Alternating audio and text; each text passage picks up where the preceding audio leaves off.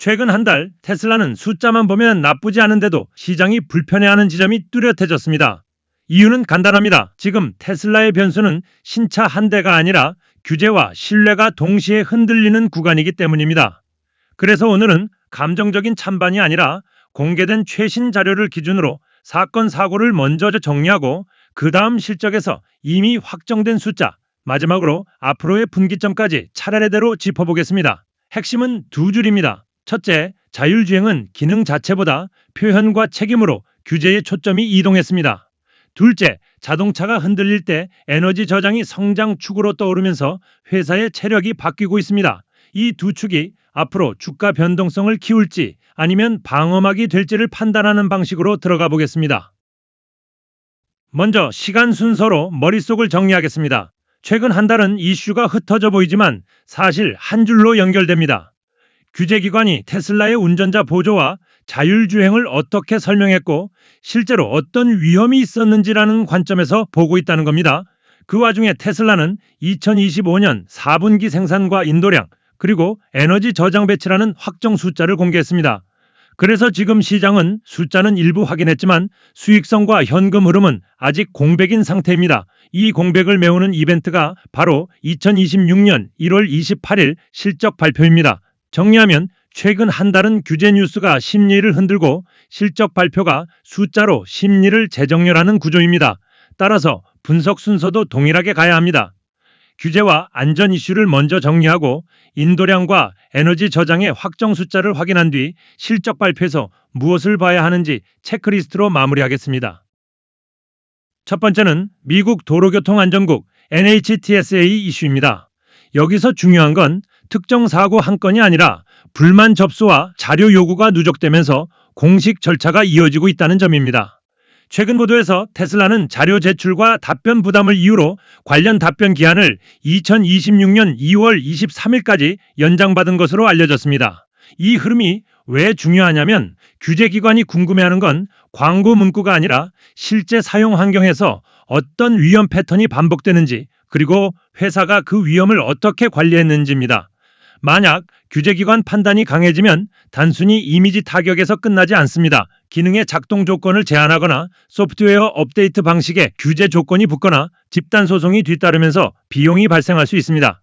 반대로 회사가 데이터와 대응 논리를 깔끔하게 정리하면 불확실성 해소로 변동성이 줄어드는 구간도 나옵니다. 그래서 이 이슈는 공포 뉴스가 아니라 분기점이 언제인지로 보는 게 핵심입니다. 두 번째는 캘리포니아 DMV 이슈입니다. 이건 기술 논쟁이라기보다 소비자가 오해할 수 있는 표현을 규제가 문제 삼는 구조입니다. 오토파일럿, 풀 셀프 드라이빙 같은 용어가 실제 기능 수준보다 과장되게 받아들여질 수 있다는 판단이 핵심이고 일정 기간 안에 시정 요구가 걸려 있다는 점이 포인트입니다. 이런 이슈는 단기적으로는 브랜드가 위축되는 뉴스로 보이지만 중기적으로는 판매 프로세스와 커뮤니케이션 방식이 보수적으로 바뀌는 신호일 수 있습니다. 예를 들어 기능 설명 문구가 더 엄격해지고 소비자 안내가 강화되면 마케팅의 속도는 느려질 수 있습니다. 다만 반대로 생각하면 표현을 정리하는 과정이 끝나면 규제 불확실성이 줄어들면서 오히려 해소 랠리가 나오는 경우도 있습니다. 그래서 여기서는 옳고 그름보다 리스크의 형태를 정확히 잡아야 합니다. 테슬라가 어떤 문구를 어떻게 바꾸고 고객 안내를 어떤 방식으로 강화하는지가 다음 단계의 관전 포인트입니다. 세 번째는 안전 설계, 특히 비상 상황에서의 탈출과 관련된 논란입니다. 최근에는 마델 3의 비상 수동 도어 릴리즈가 숨겨져 있고 직관적이지 않다는 문제 제기가 이어졌고 결함 청원 기반으로 검토가 이루어진다는 보도도 나왔습니다.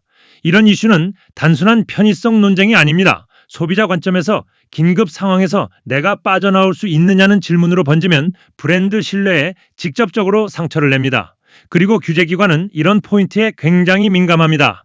만약 개선 요구가 강해지면 물리부품 변경이 아니더라도 안내 스티커, 매뉴얼, 소프트웨어 안내 같은 방식으로 비용이 발생할 수 있고 그 비용 자체보다도 왜 이제서야 바꾸느냐는 비판이 더 크게 작용할 때가 많습니다. 그래서 이 구간에서 기업이 해야 할 일은 두 가지입니다. 첫째, 안전 관련 안내를 과감하게 강화합니다. 둘째, 반복되는 논란의 포인트를 설계와 커뮤니케이션 차원에서 선제적으로 제거합니다. 네 번째는 개별 교통사고 뉴스가 시장 심리에 미치는 영향입니다. 예를 들어 워싱턴 DC에서 자율주행 셔틀 시연 중 테슬라가 추돌했다는 보도처럼 단일 사건이라도 자율주행 신뢰 논쟁을 다시 키우는 촉매가 됩니다. 여기서 냉정하게 봐야 할 건 이게 테슬라 차량의 결함인지, 운전자 과실인지, 도로 환경인지, 혹은 단순 해프닝인지 사실관계가 다양할 수 있다는 점입니다. 그럼에도 시장이 민감하게 반응하는 이유는 테슬라의 밸류에이션 일부가 미래 기술의 신뢰에 얹혀 있기 때문입니다. 기술 기업으로 평가받을수록 신뢰에 대한 작은 균열이 프리미엄을 깎는 방향으로 작동합니다. 그래서 이런 뉴스가 나올 때 투자자가 해야 할 일은 사건의 자극적 장면이 아니라 반복 패턴이 있는지를 확인하는 겁니다. 비슷한 논란이 같은 방식으로 반복되면 리스크가 구조화됩니다. 반대로 산발적 사건으로 끝나면 변동성은 커도 추세를 바꾸지는 못합니다. 최근 한 달은 이 프레임이 쉽게 흔들리는 민감 구간이라고 보시면 됩니다. 이제 인도량부터 정확히 숫자로 짚고 가겠습니다. 테슬라는 2025년 4분기에 생산 43만 4,358대, 인도 41만 8,227대를 발표했습니다. 여기서 체감 포인트는 모델 3와 모델 Y가 거의 전부를 차지한다는 점인데요. 같은 기간 모델 3와 모델 Y 인도는 40만 6,585대였습니다. 그리고 2025년 한 해 전체 인도량은 163만 6,129대입니다. 하지만 인도량 숫자가 괜찮아 보인다고 해서 곧바로 실적이 좋아졌다고 단정하면 위험합니다. 인도량은 얼마나 팔았는지이고 수익성은 얼마나 남겼는지이기 때문입니다. 최근 전기차 시장은 가격 경쟁이 치열해서 인도량을 지키려면 가격 인하나 인센티브가 늘어날 수 있고 그 결과 자동차 매출 총이익률이 압박받을 수 있습니다. 그래서 2026년 1월 28일 실적 발표에서 확인해야 할 관전 포인트를 이렇게 잡으시면 됩니다. 첫째, 자동차 매출 총이익률이 전분기 대비 어떻게 변했는지입니다. 둘째, 평균 판매 가격 흐름과 인센티브 확대의 단서가 있는지입니다. 셋째, 재고와 운전 자본이 현금 흐름을 얼마나 흔들었는지입니다. 이 세 가지가 확인되면 41만 8,227대 인도가 규모만 큰 판매였는지 돈이 되는 판매였는지까지 연결해서 판단할 수 있습니다. 다음은 이번 구간에서 가장 명확하게 성장 신호로 확인된 에너지 저장입니다. 테슬라는 2025년 4분기 에너지 저장 배치가 14.2기가와트시라고 발표했고 2025년 연간 배치는 46.7기가와트시라고 밝혔습니다. 이 숫자가 왜 중요하냐면 투자자들이 그동안 테슬라를 자동차 회사로만 보지 않고 에너지와 소프트웨어까지 포함한 플랫폼으로 평가해왔기 때문입니다. 자동차 수요가 둔화될 때 에너지 저장이 매출의 또 다른 축이 되어주면 회사의 변동성이 줄어듭니다. 하지만 여기서도 질문이 남습니다. 배치량이 늘어나는 것과 수익성이 좋아지는 것은 다른 이야기입니다. 그래서 실적에서 꼭 확인해야 할 건 에너지 부문 매출이 얼마나 늘었는지, 매출 총이익이 어떻게 변했는지, 그리고 공급망과 프로젝트 믹스가 마진에 어떤 영향을 주는지입니다. 정리하면 에너지 저장은 성장의 증거는 나왔고 이제 남은 건 그 성장이 돈이 되는 성장인지 확인하는 단계입니다. 이제 전망입니다. 앞으로 테슬라를 흔드는 변수는 크게 세 갈래로 보시면 됩니다. 첫째는 수요와 가격 경쟁입니다. 전기차 시장은 경쟁이 심해질수록 가격 인하로 수요를 방어할 수 있지만 동시에 마진이 압박받습니다. 둘째는 규제와 소송입니다. 최근 한 달의 특징은 기능 성능 논쟁보다 표현과 책임이 규제의 중심으로 들어왔다는 점입니다. 이 흐름은 대응이 늦으면 길게 끌 수 있고 대응이 명확하면 불확실성이 해소될 수도 있습니다. 셋째는 제품 신뢰입니다.